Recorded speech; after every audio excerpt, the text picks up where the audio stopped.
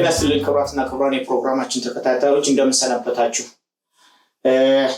ዛሬ እንግዲህ ለየት ያለ ፕሮግራም አለን። ፕሮግራማችን እስካሁን ድረስ ባደረግናቸው የመጽሐፍ ዳሰሳ ከዚህም በጋበዝናቸው ደራሲያን ጸሐፍት መካከል ያለውን አንዳንድ ሁኔታ በስፋትና በጥልቀት የምንነጋገርበት ነው።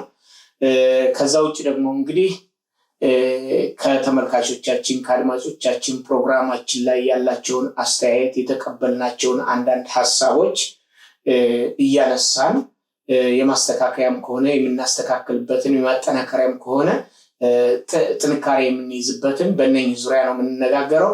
ጤና ይስጥልኝ ሮኒ። ጤና ይስጥልኝ አምሳሉ። ትክክል ነህ። አሁን እንደጀመርከው የዛሬው ዳሰሳችን ለየት የሚያደርገው ከአሁን በፊት ሌሎች እንግዶችን ወደዚህ ቦታ እየመጡ ያላቸውን የመጽሐፍ እንዴት እንደጻፉ፣ ለምን እንደጻፉ፣ ምን አይነት መልእክት ነው ለማስተላለፍ የሚፈልጉት የሚሉት ነገሮችን በተደጋጋሚ ከደራሲያኖች ጋር ተነጋግረን ነበር። ዛሬ ግን እናንተ እንግዲህ አሁን አምሳሎም እኔም የምንነጋገረው እስኪ ሰዎችን ጠርተን አነጋግረናል። ዛሬ ደግሞ እስኪ ዞር ብለን የተሰጠን ግምገማ ምን እንደሆነ ህብረተሰባችን ይህን ነገር በእንዴት አይነት መንገድ ያየዋል የሚለውን ነገር በስፋትና በጥልቀት ለማየት ስለምፈልግ አሁን እንግዲህ እንትናችን እንጀምራለን ማለት ነው። እውነት ነው። እንግዲህ በሀገር ውስጥም ሆነ በውጭ የተለያዩ ሀሳቦች ይቀርባሉ። አንደኛ በውጭ ያለው የአማርኛ ቋንቋ ተናጋሪዎች የማህበረሰባችን አሁን በከፍተኛ ሁኔታ እያስተዋወቅን ነው። የማህበረሰቡ ሁኔታ ለማወቅ የሚፈልጉ ሰዎች ፕሮግራማችን የተከታተሉ አንደኛ የአማርኛ ቋንቋ በእስራኤል ምድር ላይ በከፍተኛ ሁኔታ ማደጉን የምስክርነት ቃል ይሰጣሉ። በሌላው መልኩ እንግዲህ ማህበረሰባችን ያው የኢትዮጵያ ሰሜኑ ክፍል እንጂ ደቡብ አያውቀውም ነበረ። ስለዚህ እንዲህ አይነት ማህበረሰብ አለ ወይ ብለው ራሳቸውን እስከ መገምገም ድረስ ደርሰዋል። እንግዲህ ያው መልካም ነገር እንዳለ ሁሉ ደግሞ አንዳንድ ሌላ ደግሞ ደስ የማይሉ ነገሮች ሊኖሩ ይችላሉ። ያ ማለት ምንድነው? ዓላማችሁ ምንድነው? ጽሁፎችን ታቀርባላችሁ፣ መጽሐፍቶችን ታቀርባላችሁ፣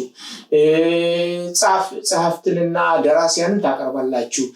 መጨረሻ ላይ የእናንተ ዓላማችሁ ምንድነው የሚለው አሉ አንዳንዶቹ። እና በዚህ ዙሪያ እስኪ አሁን ፕሮጀክት አሎሚ ነው ይሄን ነገር ንድፉን ያወጣው።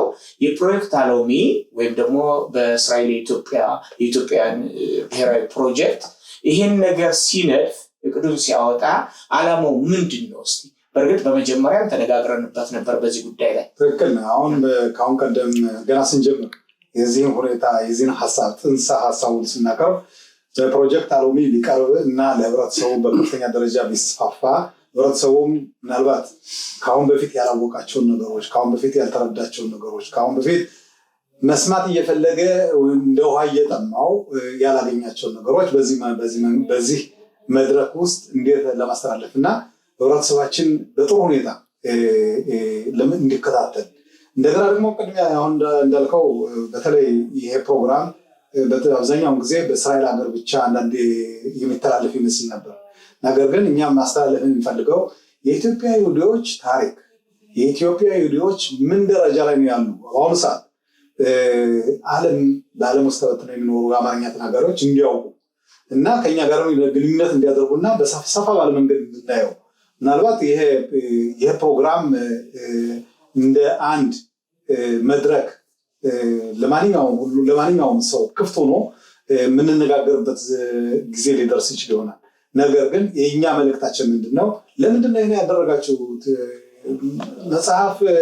የመጽሐፍ ድሰሳ የምታደርጉት ለምንድነው ምናምን የሚል ጥያቄ ይጠየቃል። የተወሰኑ ሰዎችም ጠይቀውኛል። እኔ ለማብራራት የፈለግኩት ምንድነው አንዳንድ መጽሐፍ ማንበብ እውቀት ማዳበር ነው። መጽሐፍ የማያነብ ሰው ብዙ ጊዜ የሚናገረው በስሜት ነው ወይም ደግሞ እንዲህ አሉ በሚል ነገር ነው።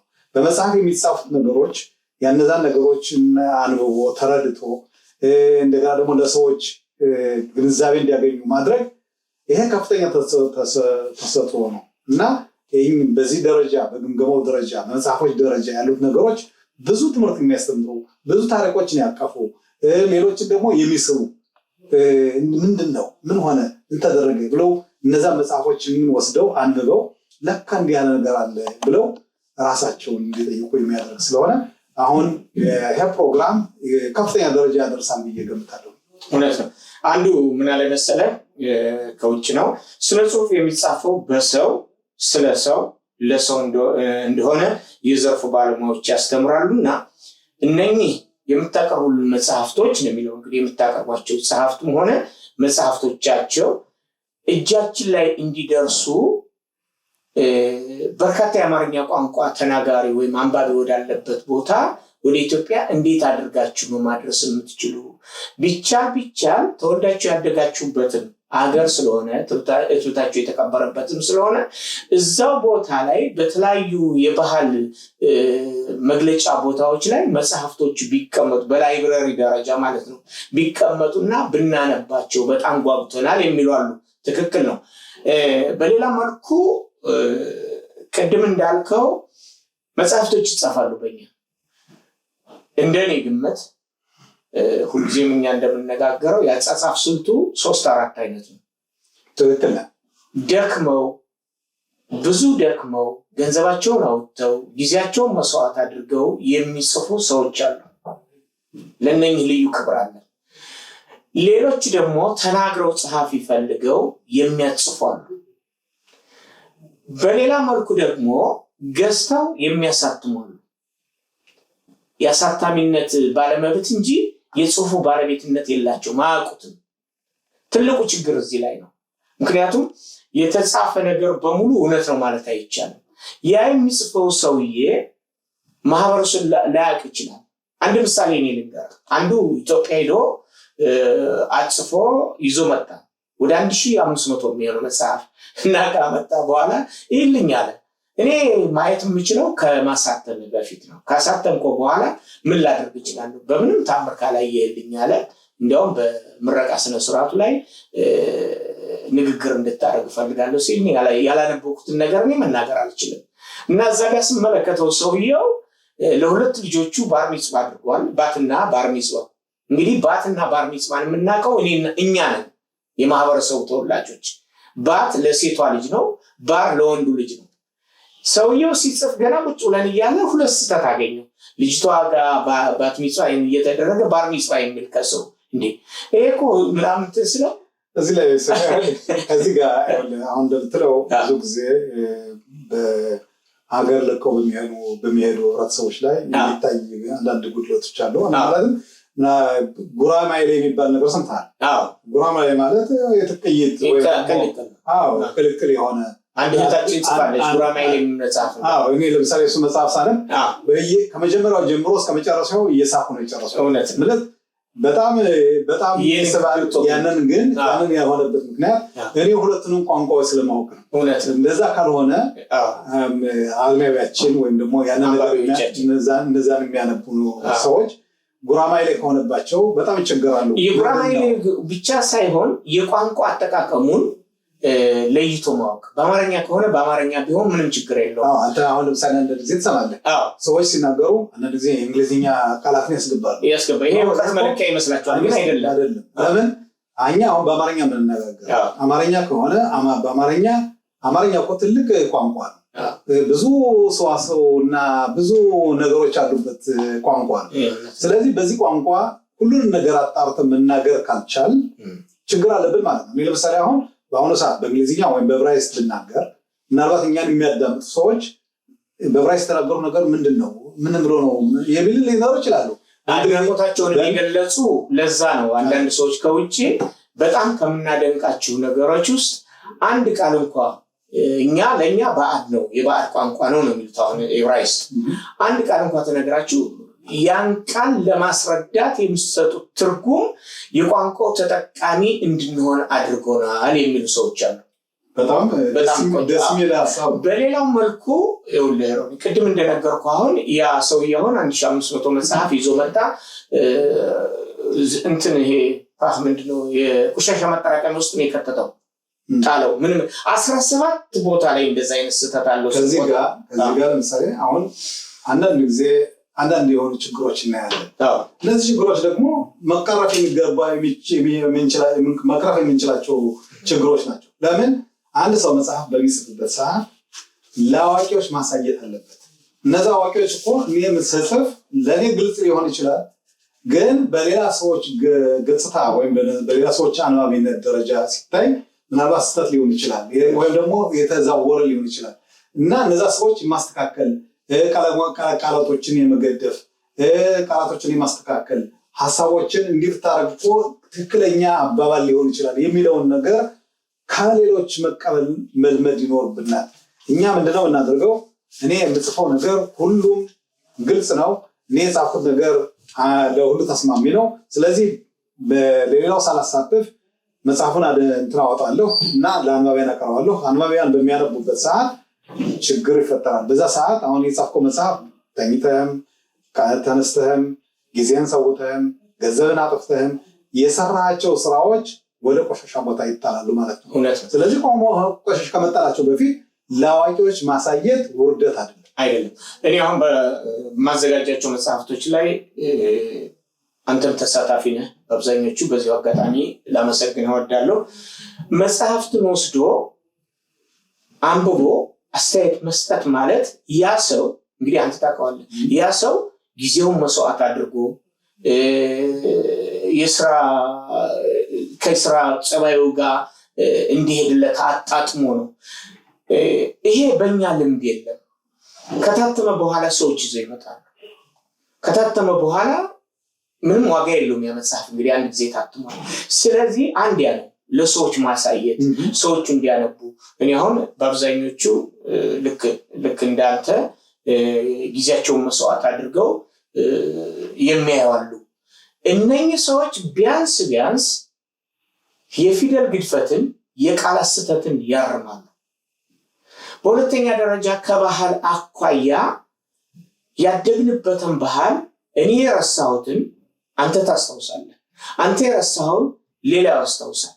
በእኛ እንዲህ ነው የሚባለው፣ በእኛ እንዲህ ነው የሚደረገው። ከእምነትም ከሃይማኖትም አኳያ የሚደረጉ ነገሮችን ያም ግምገማ ይደረጋል። ለምን ያም መጽሐፍ ስንጽፈው የውጭው ዓለም እንዲያውቅ፣ ውስጥ ያለው ደግሞ ባለ ታሪኩ ደግሞ እንዲህ አይነትም ታሪክ አለኝ ብሎ በታሪኩ በሰራው ነገር ኩራት እንዲሰማው ነው የሚያደርገው። በተለይ ሂስን እኛ አንወድም።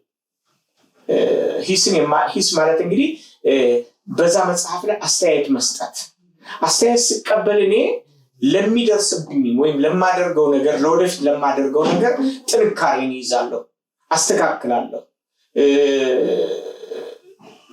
አግንኛው ከሆነ ለስለስ እንዲል፣ ለስለስ ብሎ ከሆነ ጠንከር እንዲል የሚያደርጉ አንዳንድ ሀሳቦች አሁን ይሄ አንዱ ገጽታው ሲሆን፣ በሁለተኛ ደረጃ ደግሞ አንዳንድ ወንድሞቻችን እና እህቶቻችን ለመጽሐፍ ግፊት እና ድጋፍ መስጠት ትልቅ ዓላማ ስለሆነ ምናልባት የሚጽፉት የራሳቸውን ታሪክ ሊሆን ይችላል፣ ያደጉበትን አካባቢ ታሪክ ሊሆን ይችላል እና እነዚህ ሰዎች ደግሞ ዛሬ አንዲት መጽሐፍ በዛ አካባቢ በነበሩበት አካባቢ የነበረውን ሁኔታ፣ ስለ ቤተሰቦቻቸው የጻፉትን ሁኔታ እንደዛ ከጻፉ በሚቀጥለው ጊዜ እስኪ ይህ ትልቅ ሰፋ ባለው መንገድ እስኪ ልጻፍ የሚል ሀሳብ ሊኖራቸውና ሊያነሳሳቸው ስለሚችል እነዚህንም ወጣቶች ወንድሞቻችንና እህቶቻችን ገደፋ ማድረግ ይኖርብናል። ልክ ነው። ይኸውልህ አንድ ምን ይላል መሰለህ፣ መጽሐፍ ከህትመት በፊት በአርታያን ብዕር የፊደል ግድፈት፣ የቃላት ስህተትና የመልእክት ፍሰት ተገምግመው ሲስተካከሉ፣ እንዲሁም ድህረ ህትመት ከታተመ በኋላ ማለት ነው በተደራሲያን አንባቢያን ማለት ነው በተደራሲያን ክንድ ላይ በክብር አርፈው ንባባዊ ትኩረት ሲሰጣቸው ለደራሲው እጅግ ደስታ ይሰጠዋል።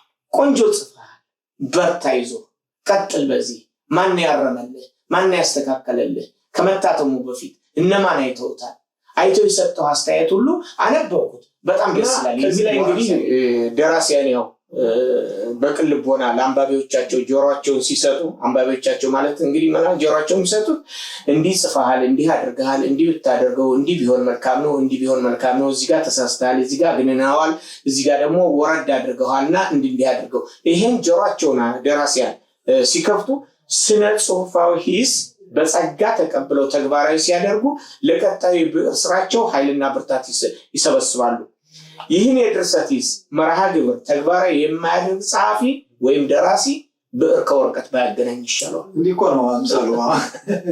አንዱ ትልቁ ችግራችን እንደሆነ ታውቃለህ። ትልቁ ችግር ምንድነው? አወኩሽ ናፍቆሽ፣ እሱ ደግሞ ሊያረመኝ ነው፣ እኔ ከእሱ አንሸን ነው የሚለው ይሄ አጉል አባባል ከእንደዚህ አይነት ሰዎች መራቅ አለበት። አንድ ሰው እውቀት ለመሸመት ከፈለገ፣ እውቀት ለማዳበር ከፈለገ ሰዎችን መጠየቅ፣ ከሰዎች ጋር ማውራት። አንዳንዴ እኔ ያየኋቸው ነገሮች አሉ። አንዳንዴ እንዲሁ ከማናውቃቸው ዶክተሮች እና ፕሮፌሰሮች ጋር ቁጭ ብለን ስናወራ እኔ ፕሮፌሰር ብሎ አይቀርም ወይም እኔ ዶክተር ነኝ ብሎ አይቀርም። ምንድነው የሚለው? ምንድነው ሀሳቡ? እንዴት ነው እያለ ይጠይቃል። በመጨረሻ ጊዜ ነው አንተ የሰውየውን ማንነት ማወቅ የምትችለው። እኔ እኮ የዚህ ዶክተር ነኝ፣ እኔ የዚህ ፕሮፌሰር ነኝ ይልሃል። እና እውነተኛውን አባባል ከተናገርን፣ እውነተኛውን ስነስርዓት ወይም የመጽሐፍ አይነቶችን ወይም ደግሞ የታሪክ ሊሆን ይችላሉ የተለያዩ ነገሮች በምናወራበት ጊዜ እኔ ብቻ ማወቅ ብዬ ከቀረው ተሳሳትኩ ማለት ነው። ስለዚህ እኔ ማውቀውን ነገር እንዳወቅኩት ሁሉ ከዛ የበለጠ እውቀት ለመሸመት ከፈለኩ አንተን መስማትና አንተን መጠየቅ ይኖርብኛል። ስለዚህ እንደዚህ አይነት ውይይት በሚደረግበት ጊዜ እንደዚህ አይነት የመሰማማት ሁኔታ እስካለ ድረስ እውቀት ያድጋል እንጂ አይቀንስም። እና ዋናው ሰዎቹ ማወቅ የሚገባቸው አሁን ያልካቸው ነገሮች ሁለቱ በተደጋጋሚ ያልካቸው ነገሮች ትክክሎች ናቸው። ለምን እኛ ለማወቅ ከሆነ መጽሐፍ ማንበብ አለ፣ ጋዜጣ ማንበብ አለ። አሁን ለምሳሌ አብዛኛው ጊዜ በማስ ሚዲያ አሁን ለምሳሌ አንዳንዴ በዜና ደረጃ የሚቀርቡ እንትኖች አሉ። ተስፋፍተው ይቀርባሉ፣ አጋነው ይቀርባሉ። ከዛ በኋላ ግን የስተመረምራቸው የተጋነነበትና የተወራው ነገር ትክክል ሳይሆን ሊቀር ይችላል። እና ሁሉም ነገር ትክክል ነው፣ በወሬ የሚነገረው ነገር ሁሉ ነገር ትክክል ነው ብለን መውሰድ የለብንም። መመርመር አለብን፣ መጠየቅ አለብን፣ ማስተዋል ያስፈልገናል። እውነት ነው። በተለይ አሁን እንግዲህ እኛ እንደምንመለከተው አንዳንድ ጊዜ ቴሌቪዥን ጣቢያ አለን፣ ሬዲዮ ጣቢያ አለን።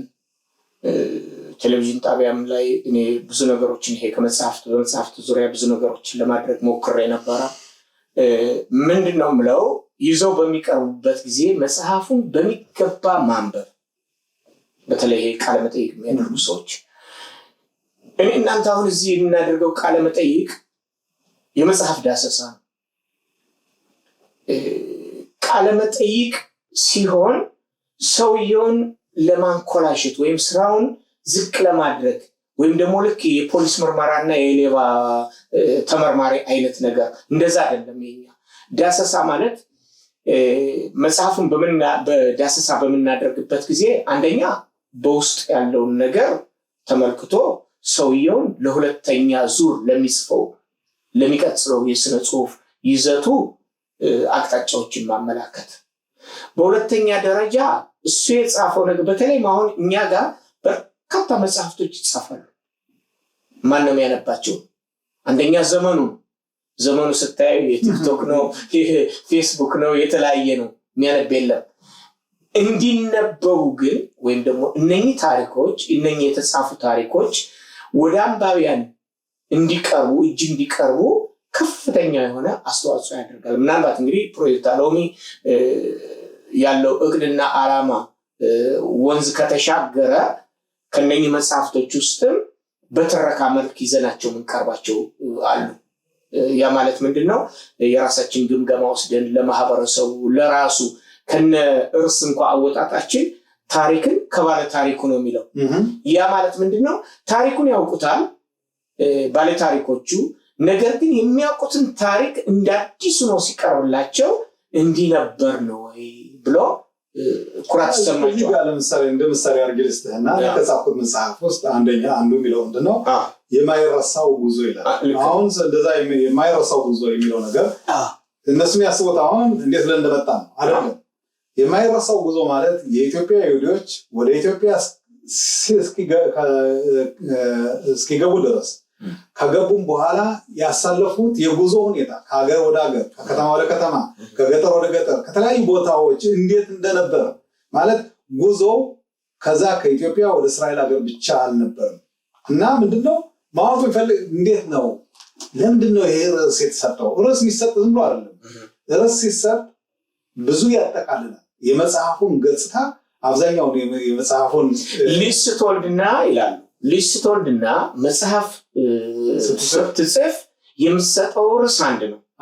በመከራ ጊዜ ከተወለደ ወይ ከበደ ወይም ደግሞ የሆነ አደጋ ከደረሰ ደመላሽ ብለው በአማርኛ እንደሚያወጡት፣ መጽሐፍ ስትጽፍ ደግሞ ባሳለፍ የማይረሳው ብዙ በአንደበት ውስጥ ያለ በአፍላ ወጣትነት ዘመንህ ያደረ ለምሳሌ እንዲህ ይላል። አሁን ከዚህ ከመጽሐፍ ውስጥ የተወሰደው ስለ ኢየሩሳሌም አንተ ነው የምትለው ስለ ኢየሩሳሌም ሲጸልዩ እሰማ ስለነበር ይህን የምስራች ቃል ከጓደኛዬ ያውም ከአክስቴ ልጅ አፍ ስሰማ ብዙ ጥያቄዎችን ልጠይቅ አልፈለኩም። በውስጥ የነበረው የደስታ ብዛትና ሂደት ሂድ ያለህን አንሳ የሌለህንም አትርሳ የሚል አንዳች ነገር ገፍትሮ ሲያስነሳኝ ግፊቱ በጣም ናር።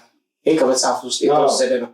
ያ እንግዲህ የጉዞ መሰናዶ እንድታደርግ አንተ ብቻ አይደለም ሌሎቹም የጉዞ መሰናዶ ለማድረግ የጉዞ ሂደቱ ሚስጥራዊ ቢሆንም ሌላው የውጭ ባዕዳን ከማህበረሰቡ ያልተወለዱ ሰዎች እንዳይሰሙ የሚደረግ ቢሆንም ውስጥ ለውስጥ የሚሰማው ነገር ግን ላድርግ አላድርግ፣ ልጓዝ አልጓዝ፣ ጉዞ ልጀምር አልጀምር፣ ምን ላንሳ ምን ልጣል የሚለው ነገር ሳይኖር ምንም ከራስ ጋር ሳትከራከር አዎ ብለህ የጉዞ መሰናዶህን ጠብቀህ ስንቅህን ሰንቀህ እንግዲህ ጥሬ በተቋጥሮ ውሃ በቅምጫና እንደዛ ጉዞ አደረግ።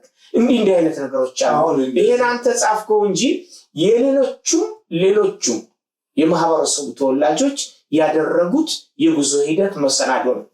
ይሄ አንዱ ገጽ አሁን አንዱ ክፍል ሲሆን ለምሳሌ የማይረሳው ጉዞ ለኢትዮጵያ ይሁዶች ወደ ቤተ እስራኤል ብቻ አይደለም።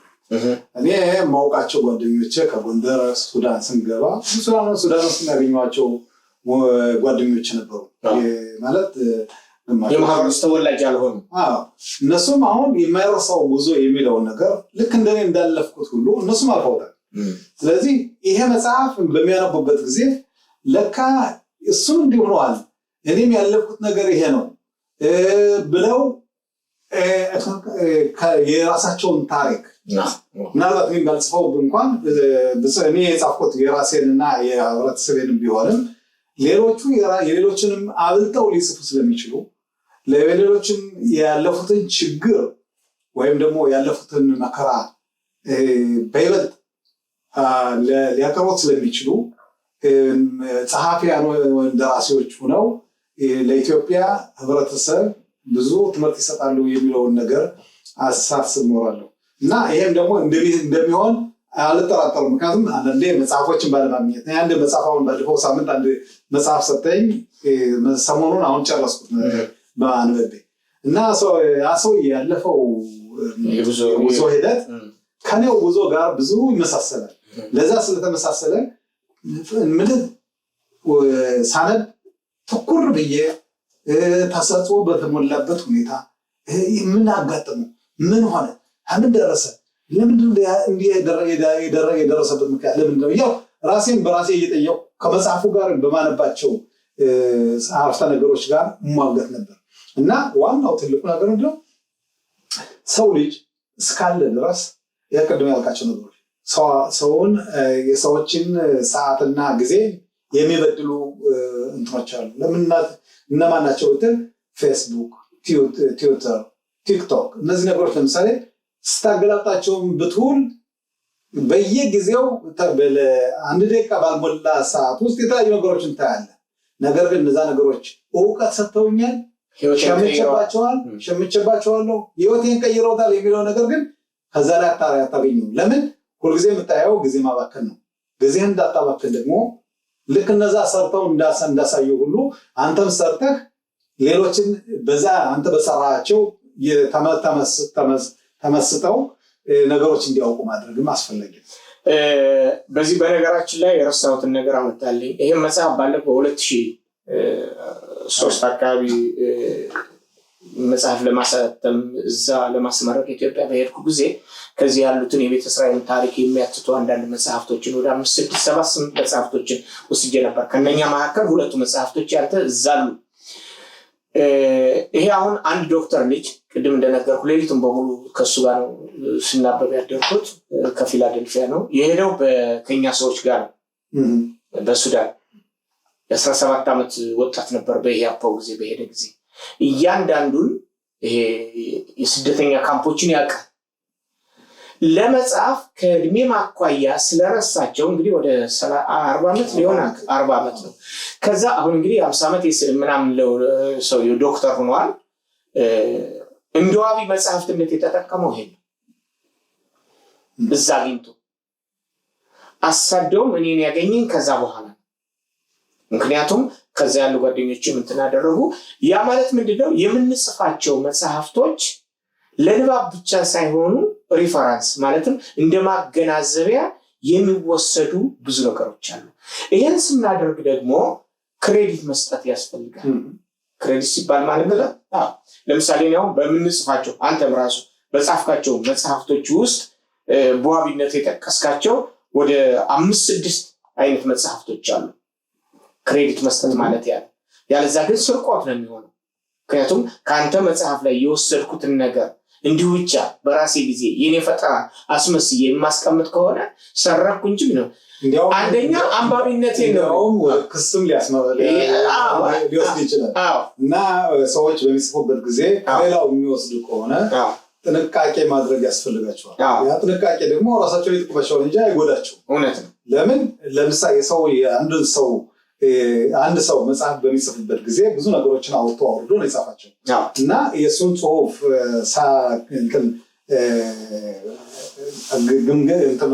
ግዳፍ ሳይሰጥ እንዲሁ ዝም ብሎ ወስዶ ከራሱ ለጥፎ የኔ የጻፍኩት ቢል አንደኛ ሊያስከስበው ይችላል። ሁለተኛ የሰራው ስራ ብኩን ሊሆንበት ይችላል።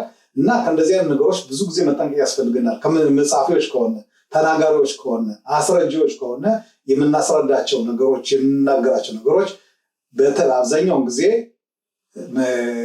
ድጋፍ ያላቸው መሆን ይኖርባቸዋል። ጥንቃቄ መወሰድ ያለበት የሚለውን ነገር በዚህ አጋጣሚ ለሚጽፉ ሰዎች እናሳስባለን። እውነት ነው። በተለይ አንዳንድ አሁንም በእኛ ማህበረሰብ ውስጥ በተጻፉ መጽሐፍቶች ውስጥ ብዙ ስህተቶች የሚፈጠሩት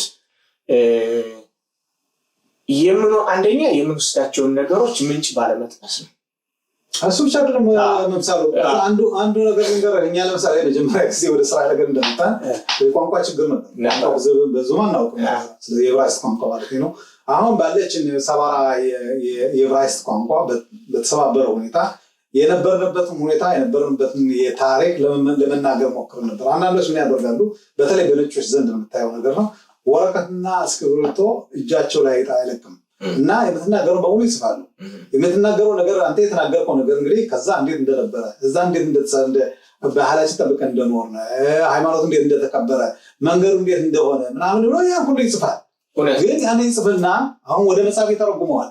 ያ የተረጎመው መጽሐፍ ግን ትክክል ነው አይደለም የሚለው ነገር ግምገማ ተደረገበት። አንድ ነገር እንደ እውነት ይወሰድና አሁን አንዳንድ አዋቂዎች ሲናገሩ አንድ ሞኝ የተከለውን 10 ብልህ አይነቅለውም ይባላል። ስለዚህ እንደዚህ አይነት ነገር ባልሆነ ነገር የእኛን ታሪክ አስመስሎ በሌላ መንገድ ያልሆነው ታሪካችን ቢሲናገር ያንን ነገር ትክክል ለማድረግና ለማስተካከል ብዙ ጊዜ ይወስዳል። እውነት ነው። እኔ እንግዲህ ወደማልፈልገው ነገር እኔ ያመጣኸኝ ባለፈው አንድ ጊዜ የሆነ የደራሲያን እንትን ባለበት እዛ አዲስ አበባ ስነጋገር አንዱ ተነስቶ ጠየቀኝ። እኔ መጽሐፍ አላየሁትም፣ የታተመው እዚህ ሀገር ነው። እኔ አላቅም ስለው ስምህ አለ አለኝ። ሊኖር አይችልም አልኩ። በእውነትም ሳየው ሰውየው ስሜን በምስጋና ጽፏል እዛ ጋር። እኔ ግን ያን ጽሁፍ አላውቀውም። ለረዳኝ ብሎ ያ ጽሁፍ በጣም በጣም በጣም በጣም አጸያፊ ነገር ነው። ያ ማለት ምንድን ነው? የመጽሐፉን ርዕስም መጥቀስም አልፈልግም፣ ሰውየውን መጥቀስም አልፈልግም ባለለበት መጽሐፉ ላይ ምን ይላል? ከመርገም ስርዓት አኳያ ከመንጻት ስርዓት አኳያ አንዲት የቤተ እስራኤል ሴት 7 ቀን በመርገም ጎጆ ከቆየች በኋላ ወንዝ ወርዳ ተጠልማ በሳት ተለብልባ ትገባለች ይላል። እኔ አፈርኩ። ያቺ ሴት ያንተ እናት ነች፣ ያቺ ሴት የኔ እናት ነች፣ ያቺ ሴት የኔ እህት፣ የኔ አክስት፣ የኔ ነች። በየትኛውም ታምር አይተነው ሰምተነው አናውቅም። ቆይ ልንገርህ፣ መጨረሻ ላይ ያን ነገር ስፈልግ ልክ እንደኛ ህብረተሰብ ህንዶች መርገም ጎጆ ይወጣሉ፣ ኡጋንዳዎች መርገም ጎጆ ይወጣሉ። ኡጋንዳ ውስጥ አንዲት ሴት መርገም ጎጆ ውስጥ ወጥታ መጫት ስለነበረች የ6 ወር ልጇንና የ3 ዓመት ተኩል ልጇን ይዛ መርገም ጎጆ ትገባለች። ክረምት ስለነበረ እንጨት አያይዛ በዛው እንግዲህ ምንድነው ሰመመን ነው ምናምን የሚሉት ነገር አለ። እንደዛ ያወስዳትና ሴትዮዋ እኛ ይሄ አልኤሽ እንደምንለው ነገር የስጋ ጥብስ ግል ላይ እንደምንጠብሰው ልክ እንደዛ ሁና ተገኘች ከነ ልጆቿ። የተባበሩት መንግስታት ያን ነገር ይሄን ኋላ ቀር የሆነ እንትናቸውን ብሎ በአገሪቷ ላይ ከፍተኛ ክስ ይመሰርታል። ያን ቢቢሲ ይጽፈዋል። እነኚህ የጻፉ ሰዎች የት ያገኙታል? ከዛ ስለ ቤተ እስራኤል ስለ መንጻት ስርዓት አዲስ ነገር አገኘም ብለው እዛ ይከቱታል። ይሄ ነገር ሲመጣባቸው ደግሞ የሸዋ የቀጨኔዎች እናያለን።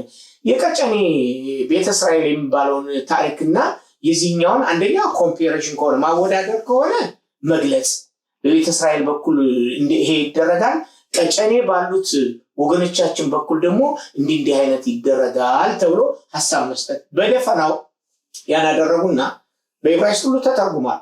በጊዜ ሂደት አንድ ከሌላ ሀገር የመጣ ይሁዳዊ ይሄን አንስቶ በሳት ለበለቡ ነበር እናቶቻችሁ እንደሚሉ ወቅ አንዷ ከባሌ ተፈታው አለች። ፈረንጅ ባል ነው የነበራት። ሳላቀውኔ ያን አንብቦ 3-4 ጊዜ በቃ ገላይን እኔ አታውቀውም ወይ ገላይን ስለው ገላይን ልብሴን እያስወለቀ ምናምን የቱ ጋር የተቃጠለው እኔ ቢሆን ያ ነገር አንደኛ አልሆነም። ቢሆን ምን ወደዚህ ሀገር የመጣሁት በ7 ዓመቴ ነው። እኔ ለዛ ደረጃ አልበቃሁም። እዚህ ላይ አምሳሉ ብዙ ነገሮች አሉ። ቅድም የነገርኩህ እኮ ነው። አንድ ሞኝ የተከለውን 10 ብለህ አይነት ተባለው። ምናልባት የሚስተካከሉ ነገሮች አሉ። ለምሳሌ በሃይማኖት በኩል በምንሄድበት ሰዓት፣ በህግጋትን በመጠበቅ ሁኔታ በምንሄድበት ሰዓት አዋቂዎችን አመተን መጠየቅ ያስፈልጋል። እነዛ አዋቂዎች መግለጽ ይኖርባቸዋል። ለህብረተሰቡ ማስረዳት አለባቸው። ታሪክ ነውና ከታሪክ ደግሞ እነዛ ደግሞ በዓላቶች ወይም ደግሞ ህግጋቶች እንዲሁ ዝም ብለው የመጡ ሳይሆኑ መሰረት አላቸው። መሰረት እስካላቸው ድረስ ደግሞ እነዛን መሰረት የሆኑ ነገሮችን ማስረዳት ኃላፊነት ያለው የሃይማኖቱ ተቋም ነው። እኛም ደግሞ በግምገማም ደረጃ ለምሳሌ ለወደፊት ማለት ነው ከአሁን በፊት ደጋግመን እንዳመጣናቸው መጽሐፍ ደራሲያን በወንድ እህቶቻችንም ወንድሞቻችንም አመተን እንደጠየቅነው ሁሉ የመጽሐፍ የሃይማኖት መሪዎችንም በዚህ አጋጣሚ ጠርተን የምናነጋግርበት ጊዜ ይፈጠራል እና አሁን በተለይ የመጽሐፍን ሁኔታ በተመለከተ የሰንበትን ጉዳይ በተመለከተ የበዓላቶችን በተመለከተ ያንን አሁን በዚህ ሰዓት ወደኋላ እንደዚህ እናቆየውና ከአሁን በፊት ያደረግናቸው እነዚህ ግምገማ ሲሰጡን አንዳንድ ሰዎች ምን ይሉኛል፣ እኛ አስበነው ነበር ይህን ለመስራት፣ እናንተ ይህን በመስራታችሁ በጣም እናመሰግናችኋለን፣ ይህን በማድረጋችሁ በጣም እንወዳችኋለን፣ ቀጥሉ፣ በርቱ፣ አይዟችሁ፣ እኛ ከጎናችሁ ነው የሚሉ ሰዎች እንዳሉ መዘንጋት የለብንም። እንደዚህ አይነት ሰዎችም ለኔ በስልክ እየደወሉ አነጋግረውኛል።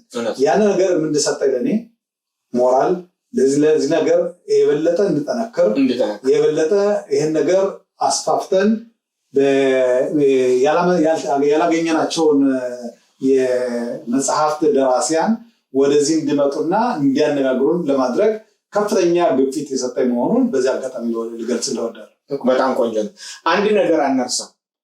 አንድ መጽሐፍ፣ አንድ እስክሪብቶ፣ አንድ ህፃን፣ አንድ መምህር ዓለምን መለወጥ ይችላሉ ይላል አንድ የታወቀ ደራሲ ነው ማላላ ዮሴፍ። እና መጽሐፍ ወደፊት ልንሆን የምንፈልገውን የያዘ ህልማችን ነው። በመጽሐፍ ላይ ትጽፋለህ፣ እቅድ ታወጣለህ፣ ንድፍ ትነድፋለህ።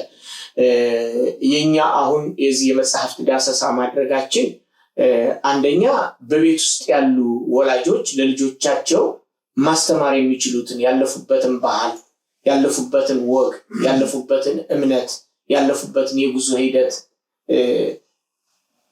ያ ሰው እኮ ሲሞት ይቀራል። ስለዚህ ተከታዩ ትውልድ ምንድን ነው የሚሆነው? አምሳል አሁን እንዳልከው እኛ የዛሬ 7 ዓመት አካባቢ ልጆችን ስንጠይቅ ልጆች ወላጆቻችሁ እንዴት እንደመጡ ወደ እስራኤል ሀገር ታውቃላችሁ ወይ? ታሪካችሁን ታውቃላችሁ ወይ?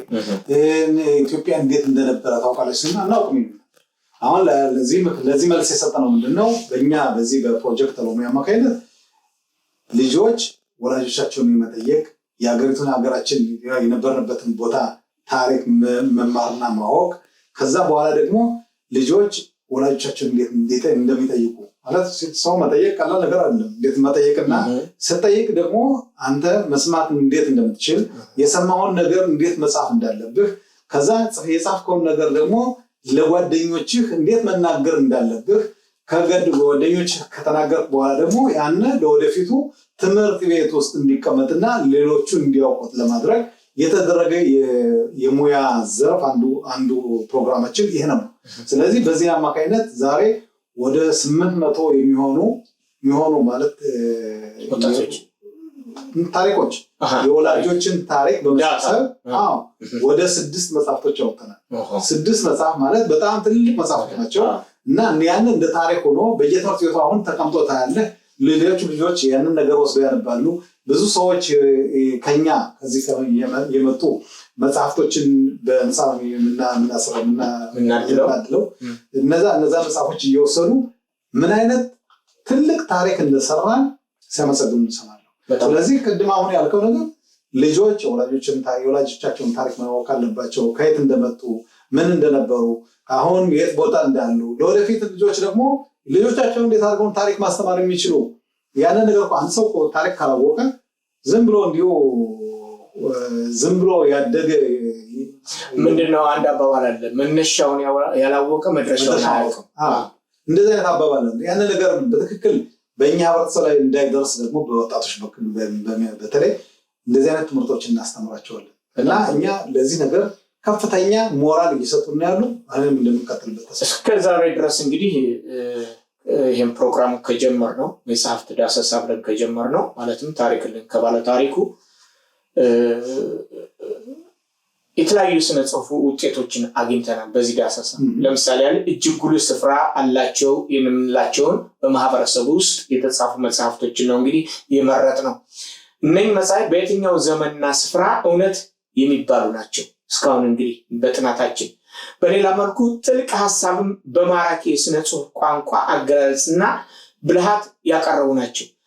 በልዩ ልዩ ማህበረሰባዊ ሳይንስ ጥናት መስኮች ውስጥ በመረጃ ምንጭነት የቀረቡ ናቸው። የበርካታ ሀያሲያንና ተመራማሪዎችን ቅድም እንደተነጋገር ነው ከዛ ሀያሲያን ሆኖ ከቀረቡት መካከል አንተም አንዱ ነህ። ቀልብ የሚስቡ ያወያዩና የሚያመራምሩ ሲሆኑ ዛሬም ሆነ ወደፊት የሚጠኑ ዘላለማዊ ስራዎች ናቸው እነኚህ መጽሐፍቶች። እና ድርሰት መጽሐፍ ሀሳብን ገጠመኝን ለህይወትና ለሰው ልጆች ያለንን አመለካከት ለሌሎች ማካፈል ሲሆን ይህም ተግባር ውጤታማ ለማድረግ ለጸሐፊው ሂስ መስጠት ትልቅ ተግባር ነው። እና በተለይ ምን ያሁን ለሚጽፉ ሰዎች የምላቸው ምንድነው ሂስ አንገት ማስደፊያ አይደለም። ሂስ ስህተትን ማረሚያ ነው። ስነ ጽሁፋዊ ሂስ በእርግጥ አቀራረብ አይነት አለው። አንዳንዱ ከምቀኝነት ወይም ደግሞ ለመጣል ወይም አንገትን ለማስደፋት ሊሆን ይችላል። ሁሉንም መቀበልና ግን እንዳመጣጡ መሸኘት። አንገቴን ሊያስደፋኝ ከሆነ አንገቴን የማልደፋበትን የብዕር ስልት መቀየር አለብኝ። አዋርዳለሁ ብሎ ከሆነ ደግሞ የበለጠ ቆንጆ ታሪክ ጽፌ ከፍታ ላይ መውጣት አለብኝ። እኔ ፌስቡክን ከአንዳንድ ሰዎች እንትን ለማድረግ ይሄ ምንድነው ብሎክ የሚሉት ነገር አለ መዝጋት የዘጋዋቸው። አንድ ጓደኛ ምን አለኝ ከአሜሪካ ለምን ዘጋው አለ። ውጤትህን እኮ ሊያዩት የሚችሉት የሰራህን ነገር ሲያዩ እንጂ ከዘጋላቸው ነው በቃ እንትን ያደረገ እንዳልሽ አንዱ ዋናው ትክክል አባባል ነው። እንደሆነ ነገር አንተ ስትሰራ ተቃዋሚ ከሌለ ስራ አልሰራም። አንድ ሰው በሚሰራበት ሰዓት ተቃዋሚ ይኖርበታል። እውነት ነው። ምክንያቱም ይሄን ነገር አላደረገም፣ ይሄን ነገር አልሰራም፣ ይሄ ነገር አልሆነም ብሎ የሚናገር ከሆነ እነዛን እያስፋፋህና እየተማርክ ማለት ለዛ መልስ ለመስጠት ደግሞ ጭንቅላትህ ሁልጊዜ እያሰበ ሁልጊዜ የምታደርጋቸው ነገሮች በይበልጥ ከፍተኛ ውጤት ያመጣሉ። ስለዚህ አንድ ሰው በሚቃወምበት ጊዜ ለምን ተቃወመኝ ማለት ሁኔታ ባይሰማኝ ማለት መቃወም ማለት ምናልባት በአስተያየት ደረጃ የሀሳብ ለውጥ እንጂ ወይም አንተ ሊጎዳ ወይም ደግሞ ሰዎችን ሌሎችን ሊጎዳ አይደለም። ወይም ደግሞ ካለማወቅ ሊሆን ይችላል አንዳንዴ። ስለዚህ መሆን የሚገባው ግምገማ በሚሰጥበት ጊዜ አንዳንድ ጊዜ ፖዚቲቭ እንትርሶ ትክክል ሊሆን ይችላል፣ ትክክል ላይሆን ይችላል። ነገር ግን ማዳመጡና መስማቱ ያን መቀበሉና አለመቀበሉ ያንተ ፈንታ ነው። ልክ ነው። አሁን ይኸውልህ በእኛ አሁን እኔ እንደምለው ለሚጽፉም ሰዎች ለጻፉም ለወደፊት የሚጽፉም ሂስን መቀበል አለባቸው። የስነ ጽሁፋዊ ሂስ 3 ባህሪያት አሉት። አንደኛ የንባብ ችሎታን ይጨምራል። በሁለተኛ ደረጃ አሻሚውን መለየት ከዛ መካከል እንዲህ ያልከው እንዲህ ያልሽው። በሶስተኛ ደረጃ የረቀቀውን ወይም ደግሞ የጠነከረውን ነገር ለዘብ አድርጎ አንባቢ በሚረዳው ወይም ደግሞ ባለታሪኩ መረዳት በሚችለው ቋንቋ የቋንቋ አጠቃቀም እንዲኖረው ያደርጋል። የንባብ ችሎታ ሲባል እንግዲህ በትምህርት ደረጃ፣ በእድሜ ገደብ፣ በቋንቋ ችሎታ ሳቢያ የሁሉም አንባቢ የግንዛቤ ደረጃ አንድ አይደለም። ከዚህ አኳያ እንግዲህ የስነ ጽሁፍ ሂስ ዋና ተግባሩ እንግዲህ ምንድነው? ኪነ ጥበባዊ በሆነ መልክ መተንተን በመሆኑ የተደበቀውን የማውጣት ወይም ደራሲው አውቆም ይሁን ሳያውቅ የሚያስገባቸውን አንዳንድ ነገሮች ይሄን አውጣው በአንድ ጊዜ እኮ አይደለም። እኔ አንድ መጽሐፍ አሁን የመጨረሻው መጽሐፌ ቤተ እስራኤል ከትናንት እስከ ዛሬ የሚለው እስካሁን ድረስ 280,000 መጽሐፍ በዓለም ተሰራጭቷል። 12 ጊዜ ታትሟል። 12 ጊዜ ሲታተም ምን ጊዜም ቢሆን የተለያዩ ግድፈቶችን እያገኘሁ ነው ከሰዎቹ የሚሰጡኝ። በቃ አንብበዋል ወይ እንዴት ነው ምናምን ስለው ቆንጆ ነው ካለኝ ያን ሰውዬ ይሄን ያህል ማላደንቀው፣ ከዚህ ላይ ያልከው ገኗል፣ ከዚህ ላይ እንዲህ ያልከው ነገር በጣም እንትን አድርጓል፣ ከዚህ ላይ ደግሞ ያልከው ነገር እንደዚህ ሆኗል። ይሄ የበለጠ እንድታነበው የበለጠ እንድትሰራበት ያገለግላል። አንዱ አሁን እንዳልከው መቼም መጽሐፍ ስንጽፍ የምንጽፈው መጽሐፍ ለእንዴት አይነቱ ህብረተሰብ ነው? ለማን ነው የምንጽፈው? ለልጆች፣ ለወጣቶች፣ ለትልቅ አዋቂዎች፣ ለማን ነው? ፖለቲካዊ ይዘት አለው ማህበረሰብ። እነዚህ ነገሮች ሰዎች ሲጽፉ በተለይ አንዳንዶች ስለ ልጆችን የማይመጥን ከእድሜ ጋር ስለ ልጆች ይጽፋሉ። ልጆችን ታሪክ አንዳንድ ነገሮችን ለማስተማር ሁኔታዎችን ለማስረዳት ቃላቶችን እንዲያውቁ ለማድረግ የሚጻፉ ነገሮች አሉ። ከነሱ ወጣ ብሎ ደግሞ ወጣቶች ለምሳሌ በትምህርት ቤት ደረጃ ያሉ ደግሞ የተለያዩ የመጽሐፍቶች አሉ፣ የመማሪያ መጽሐፎች ማለት ነው። እንደገና የታሪክ መጽሐፍቶች አሉ፣ የልብ ወለድ ታሪኮች አሉ፣ የስነ ጽሁፍ በከፍተኛ ደረጃ ሰዎችን የሚስቡ ነገሮች አሉ። ስለዚህ እያንዳንዱ ኦዲየንስ አለ ማለት እያንዳንዱ የራሱ የሆነ አንባቢያን አለው። ለዛም ነው እንግዲህ አንባቢያኖች የሚከፋፈሉት። ለሁሉም የጻፉት ነገር ለልጆችም፣ ለወጣቶችም፣ ለሽማግሌዎችም፣ ለአዋቂዎችም ሁሉም ይጠቅማል ማለት አይደለም። እያንዳንዱ ወስዶ የማንበብ ምን አይነት ንባቦችን ማንበብ እንደሚገባው ራሱ ያውቃል። ስለዚህ ለዛ ነው ያው መጽሐፎች ሲጻፉ ይሄ ሂስ ለምሳሌ በእኛ ብቻ ሳይሆን በየትኛው ሂስ ያው እንግዲህ በእንግሊዝኛ ክሪቲዝም የምንለው ነው። ማለትም የአንድ ነገር አካሄዱን ወይም ደግሞ ጉለቱን የምንተችበት ወይም ደግሞ አቅጣጫን የምናመላክትበት ነው። ሀያሲ ይባላል ያ ሂሱን የሚሰጠው ደግሞ ያ ደግሞ ክሪቲክ እንደሚባል በመባል የሚታወቅ ሲሆን ሐሳብ ገለባውን ያመላክታል፣ ሐሳቡን ይሰጣል። በአማርኛ ሂስ የግብሩ ሲሆን ሀያሲ ወይም ገለባው መጣሪያው ነው ሀያሲው። ስለዚህ ሀያሲዎችን እንዲያውም አንዳንዶቹ ሂስ ለመቀበል ከፍለው ነው። ማነው ዛሬ አንድ 300-400 ገጽ ያለው ትልቅ መድበል አንብበህ ሐሳብ ስጠኝ ብለው ጊዜውን እዛ ላይ ወስኖ ወይም ደግሞ ሰጥቶ የሚያነብልህ? አንባቢም እኮ ሲገኝ ነው፣ ሀያሲም እኮ ሲገኝ ነው ለእድገት የምትጠቀምበት። ስለዚህ ግብርን ገምግሞ ፍርዱን ሰጥቶ አስተያየት ሰጥቶ ያን ሁሉ በቅንነት መቀበል መቻል አለብን እና በዚሁ አጋጣሚ ልለው የምፈልገው ምንድነው አሁንም ደግሜ በማህበረሰባችን ውስጥ ጽሁፍ መጽሐፍ የሚፈልጉ ሰዎች መጽሐፍ የሚፈልጉ ሰዎች እንደኛ ሰዎችን ማማከር ከህትመት በፊት፣ በሁለተኛ ደረጃ የሚሰጣቸውን ሐሳብ በቅንነት መቀበል፣ ለእድገት ለውጤት መሆኑን አምኖ መቀበል መቻል አለባቸው። ከዛ ውጭ ግን ለማጣጣል ወይም ደግሞ እንዲህ ነው ስለጠላይ ነው ወይም እንዲህ ስላደረ የሚባል ነገር የለም። ምንድነው ታገኘው? ከዛ ስለጻፈ ሞራል ይሰጠዋል። ያ ሞራል አግኝቶ ለምሳሌ አንዳንድ ቦታ ላይ የተመሳሳይ ፊደል አጠቃቀምን ሞክሼ ፊደላት የምንላቸዋለን። ሳቱሰ፣ ንጉሱሰ፣ ፀሐዩፀ፣ ጸሎቱፀ፣ ብዙሃ፣ ሀሌታውሃ፣ ሐመርሃ የነኝህን አጠቃቀም ስትነግረው የማይቀበል ከሆነ በጣም አስቸጋሪ ነው። ለምን? በዕብራይስጥም አለ በአይን አቦዳ ብለህ ስትጽፍ የሚሰጥ ትርጉምና በአሌፍ አቦዳ ብለህ ስትጽፍ የሚሰጥ ትርጉም አለ። አማርኛ በጣም ሰፊና ትልቅ ቋንቋ ነው። በጣም ሲበዛ አማርኛ በጣም ስለዚህ የሚሰጠውን ነገር ያን እስካላስተካከለ ድረስ በግትርነት የሚሄድ ከሆነ የመልእክቱ ይዘትን መልካም አይደለም። አንባቢያንም የመማረክና ወደ አንባቢያን የመቅረብ ያለው ደረጃ ይሄን ያህል አርኪ አይሆንም። ስለዚህ እኔ ለወንድ ብዙዎችን አንዳንዶቹም ይሄ መተካካት የሚባል ነገር አለ። ነገር ሮኔም እኔም ልናልፍ እንችላለን። ለትውልዱ ግን ምንድነው ጥለን ይሄድ ነው። የሚጽፉ ሰዎችን ማፍራት አለብን። እነኛ የሚጽፉ ሰዎችን ለማፍራት ደግሞ ቀና አመለካከት ያላቸው ማንም ሰው ሊጽፍ ይችላል። ተንኮል ሊጻፍ ይችላል። ምቀኝነት ሊጻፍ ይችላል። መልካም ነገር ሊጻፍ ይችላል። አንድ እኔ አምሳሉ የኢትዮጵያ አንዳንድ አዛውንቶች በጣም ብልሆች እና አዋቂዎች ሰዎች ብዙዎች አሉ።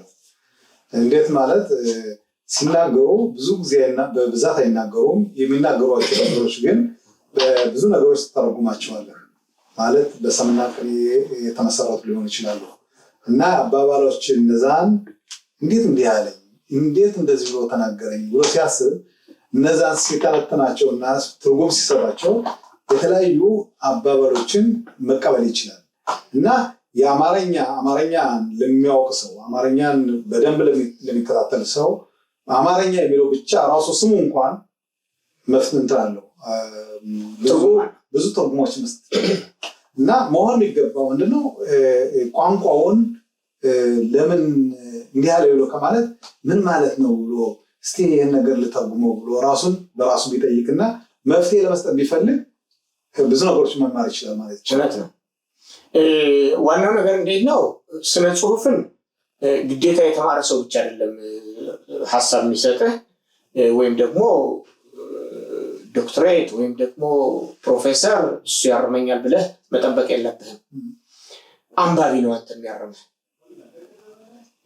የጽሁፍ አንባቢ፣ የመጽሐፍ ወዳጅ የሆነ ብዙ የሚያነብ ብዙ ነገሮችን ግንዛቤ ያለው ያ ነው ሊያርምህ የሚችል።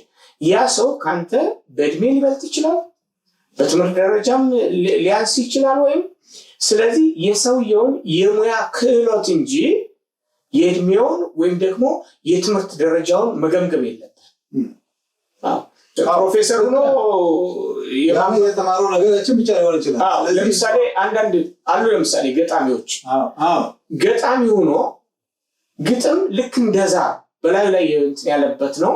ይገጥማል፣ ይጽፋል፣ አዝማሪም ይገጥማል። አሁን በየጠጅ ቤቱ በየጠላ ቤቱ ያን ሰው የመጽሐፍ አንብብልኝ ብለህ ግምገማ ውስጥ ብታስገባው ማንበብና መጻፍ አይችልም። ገብቶሃል? ስለዚህ በአብዛኛው አሁን የምታነው እከሌ ገጣሚ ነው እከሌ እንዲህ ነው ብለው ያን ሰው የሆነ እንትን ሊያደርጉ በተለይ ገጣሚዎችን አሁን ባነሳው ገጣሚዎችን ስንገመግም በጣም ጎበዝ ሰው በጣም የግጥምና ተሰጥኦአቸው ከፍተኛ የሆነ ስታነበው በጣም ደስ የሚል አባባላቸው በዛ በግጥሙ ውስጥ ያስቀመጡት ነገር ብዙ ነገሮችን ያካፈለ እኔ በ6 ገጽ በ5 ገጽ የምገልጸውን ያ ገጣሚ በ4 እና በ5 መስመር ያደርሰዋል። ስለዚህ በዚህ በጣም ተደናቂ ናቸው። ግን ስነ ጽሁፍን ለመገምገም ቀርቶ ወጥተህ አንብብ ብትለው አያነብም። ክህሎት ያስፈልጋል፣ አንባቢነት። አንድ ፕሮፌሰርም በተመረቀበት ሙያው በጣም ጎበዝ ቢሆንም መጽሐፍን ካስቲ አንብብልኝና ሀሳብ ስጠኝ ብትለው ላያውቅ ይችላል፣ ላይረዳ ይችላል። ፕሮፌሰር ስለሆነ ወይም ዶክተር ስለሆነ ወይም የሆነ የሙያ ክህሎት ስላለው በዛ በተመረቀበት የሙያ ክህሎት እንጂ ግዴታ ስነ ጽሁፍን ያውቃል ብለህ እንትን የምታደርገው አይደለም። ስለዚህ እኔ አሁን የምላቸው ከኔም ያንተ ምክር መሆን የሚችለው ወንድምና እህቶቻችን ይጻፉ፣ በጣም ቆንጆ ነው፣ እናበረታታለን። ግን ከህትመት በፊት ለሰዎች ማሳየት ያስፈልጋል። ትክክል ነህ። አሁን እንግዲህ ወደ መጨረሻው ምዕራፍ እየተቃረብን ነው እና ዋናው ነገር ለወንድሞቻችንም እህቶቻችን እንዲሁም ለአዋቂዎች መናገርና ማስተላለፍ እንፈልገው እውቀታችሁ እያለ ዝም ብላችሁ አታሳልፉት። አንዳንድ ሰዎች በጣም አዝናለሁ። ምክንያቱም እውቀት ነበራቸው፣ ብዙ ነገሮችን ለሌላው ማስተላለፍ ይችሉ ነበር፣ ግን ያንን ነገር ለሌላው ሳያስተላልፉ እዛው ታልፈዋል። እና አሁን መሆን የሚገባው በዚህ ደረጃ የመጽሐፍ ደሰሳ ባልናቸው ሁኔታዎች እንዲሁ ትልልቅ አዋቂዎችም እንዲሁ ለወደፊቱ አመተን እያነጋገርን ያላቸውን እውቀታቸውና ልምዳቸው ዘውት እንዳይሄዱ ከዚሁ እንዲያስቀሩ ሌላው እንዲማርበት እንዲሆን ለወደፊቱ የተለያዩ ሰዎችን እየጋበዝን የምንጠይቅበት ሁኔታ ይፈጠራል ማለት ነው። እና ይህን ለማድረግ ደግሞ ያንተም የኔም እንግዲህ ሞቲቬሽን ወይም ደግሞ ፍላጎታችን ከፍተኛ መሆን ይኖርበታል። እንደዚህም ለወደፊቱ ሰዎችን እንደምንጠራ አዋቂዎችን ብዙዎች አሉ፣ ከኛም አልፎ ማለት ነው። ቅድም እንደተናገሩት መጀመሪያው ላይ ማለት ነው በዚህ በእስራኤል ሀገር ደረጃ ብቻ ሳይሆን ከኢትዮጵያም፣ ከአሜሪካም፣ ከአውሮፓም ከተለያዩ ሀገሮች አሉ አዋቂዎች ጋር የተገናኘን ምናልባት ይህን ነገር ሰፋ ባለ መንገድ ብንመለከተውና ብናየው የእነሱንም ታሪክ መማር እንፈልጋለን፣ የእኛም ታሪክ ማስተማር እንፈልጋለን። በሁለታችን መካከል መጣጣም ይኖራል፣ መገናኘት ሊኖር ይችላል እና ለወደፊቱ ሰፋ አድርገን እናየዋለን። እና ይህን በተመለከተ እንግዲህ አምሳሉ ምን ትላለህ? ትክክል ነው። እኔም የሚለው ነው ቅድም እንደነገርኩ መተካካት የሚባል ነገር አለ። ያ መተካካት ማለት ምንድን ነው? የጽሁፍ ክህሎቱ እያላቸው የህትመት ስርዓትን የማያውቁ አሉ። እነሱን እገዛ ከፈለጉ እናግዛቸዋለን፣ በሀሳብ ማለት ነው። ያጻጻፍ ስልት ለምሳሌ ድርሰት እንዴት ይጻፋል? እንዴት ነው ይሄ በዕብራይስጥ ቦኒም እንደሚባለው እንዴት ነው መገንባት የሚቻለው? መግቢያ፣ ሀተታ፣ መደምደሚያ እንዴት ልጻፍ እንደሚችል ያጻጻፍ ስልቱን ቢማሩ በጣም ቆንጆ። እኔ ኮርስ ሰጣለሁ በነገራችን ላይ ይሄን ለሚያደርጉ እና እንዲህ ቢማሩ አንደኛ ስራው ቀና ይሆንላቸዋል። ለምሳሌ አሁን ጽሁፍ ስትጽፍ በተለይ የማህበረሰብ ታሪክ how to collect data ይባላል። እንዴት ነው መሰብሰብ የምችለው? ዛሬ ከአባቴ ጋር፣ ነገ ከእናቴ ጋር፣ ከነገ ወዲያ ከአጎቴ ጋር፣ ከአክስቴ ጋር፣ ከእያንዳንዱ ጋር የምትሰበስበውን ነገር የማህበረሰብ ታሪክ አድርገህ ጨምቀህ ለማቅረብ ሳትንቅ፣ ስንቀርብ ደግሞ ትልቅ ወረቀትና ሻንጣ ይዞ መቅረብ የለብንም። ምክንያቱም በዛም የሞላ ነገር የለኝም ነው የሚለው ሰውየው፣ ያስጠጋል። ስለዚህ ቀስ ብለህ ተደብቀህ እኔ አንድ ስማቸውን ማልጠቅስ አባት ነበሩ። እሳቸው ጋር በአጋጣሚ በዚሁም ንስሐ እየገባሁ ነው። 3 ወር ነው ስለ በዓላት፣ ስለ አይሁድ በዓላት አከባበርና ይዘት ከመጽሐፍ ቅዱስ አኳያ የት እንደሚገኝ ፍራሽ ይዤ ከእሳቸው ጋር ነው የተማርኩት። ገብቷል? ያ ማለት ምንድነው? ያን ሳደርግ የሌሊት ጸሎት አለ፣ የእኩለ ሌሊት አለ፣ የምናምን አለ። ያን በሚያደርጉበት ጊዜ አንዳንዴ ሻባት ሊሆን ስለሚችል መጽሐፍ አልችልም። አዎ። ስለዚህ ምንድነው ማደርገው? ደብቄ በመቅረጸ ድምፅ ያን እንትን አድርግ ነበር። ከመቼው ጻፍከው ነው? በኋላ ሰንበት ከወጣ በኋላ እንትን ጽፌ እንዲያለው ገብቻለሁ እና ስለዚህ አባቶችን እናቶች ሳያመልጡን ካመለጡን በኋላ ወይኔ ይመጣል። መቼስ እግዚአብሔር እኔ እንጃ እንግዲህ መቃብር ቦታ ሄደን አምጣ እንለውም። በህይወት እያሉ መጽሐፍም ይላል፣ መጽሐፍ ቅዱሳችንም ይላል ታላላቆችን ጠይቅ ይነግሩህማል፣ አባቶችን ጠይቅ ያስተምሩህማል። ይሄን ማድረግ መቻል አለብን። በሌላ መልኩ አሁንም ሮኒ አንተም አለ ፕሮጀክት አልበም አለ፣ ሁላችንም አለን። መጽሐፍ የሚፈልጉ ሰዎች ይቅረቡ። የጻፉ ሰዎች ደግሞ አሁን ሽም ያለ እኔን የሚላለ እኛ የራሳችን የሆነ ግምገማ አለን። የምንገመግማቸው መጽሐፍቶች ያዳቃለ እንግዲህ ያ ማለት ከአሁን በፊት እንዳደረገ ሳናነብ ሰዎች አናነቃም። ምክንያቱም በውስጥ ያለውን ነገር በደንብ መርምሮ የማህበረሰብን ታሪክ ያጎድፋል ወይ፣ የማህበረሰብን ታሪክ ከፍ አድርጎ ይናገራል ወይ፣ የጉዞ ሂደቱን በደንብ ይገልጻል ወይ፣ ያም ሁሉ ነው። አሁን በአብዛኛው የሚጻፈው እንግዲህ ስለ እምነት፣ ስለ ባህል፣ ስለ ወግ፣ ስለ አሊያ ነው፣ ማለትም ስለ ጉዞ ሂደት ነው። ስለዚህ ሁሉ አለ። አሁን የበለጠ እንዲጽፉ የምንፈልገው ደግሞ ምንድነው ባህልና ጋብቻን በተመለከተ፣ ህግና ስርዓትን በተመለከተ በኢትዮጵያ እንዴት ነበር ዳኝነት የነበረው? ቤተሰብ ከቤተሰብ ጋር ሲጋጭ እንዴት ነበረ እርቀ ሰማያት የሚጠያየቅ የነበረው? ይህ ሁሉ ባህላችን ነው፣ ትውፊታችን ነው። ይህም ሁሉ ማቅረብ የምንችልበት ብዙ አይነት መንገድ አለ። ጽሁፍ ስትጽፍ ደግሞ ከውስጥ ያለው ነገር የተሸከምከው ነገር ይቀልሃል። እኔ ጽፌ ሰዎች ሲያነቡ ሳቀርብ ከፍተኛ ደስታ ነው የሚሰማኝ። እኔ ማንም ያንብብ ማንም አያንብብ ምንም አይሰማኝም። ግን ያን ጽሁፍ በሚያነቡበት ጊዜ እኔ የተሰማኝን ስሜት አካፍያለሁ፣ ደስታ ይሰማኛል። እና እንደዚህ ክቡራትና ክቡራን የፕሮግራማችን ተከታታዮች ስለነበረን ጊዜ እጅግ አድርገን እናመሰግናለን። ፕሮግራማችን ይቀጥላል። በሚቀጥለው ሳምንትም በተመሳሳይ ሁኔታ እንግዶችን ይዘን እንቀርባለን። ዛሬ ስለነበረን ጊዜ እጅግ አድርገን ነው የምናመሰግናችሁ በድጋሚ። ስለዚህ ሀሳብ አስተያየት ካላችሁ ሀሳባችሁን ግለጹልን፣ እንቀበላለን። መድረካችን ክፍት ነው። የምናስተካክለው ነገር ካለም እናስተካክላለን። ስለነበረን ጊዜ እጅግ አድርጌ አመሰግናለሁ። መልካም ጊዜ። በጣም አመሰግናለሁ። አምሳሌ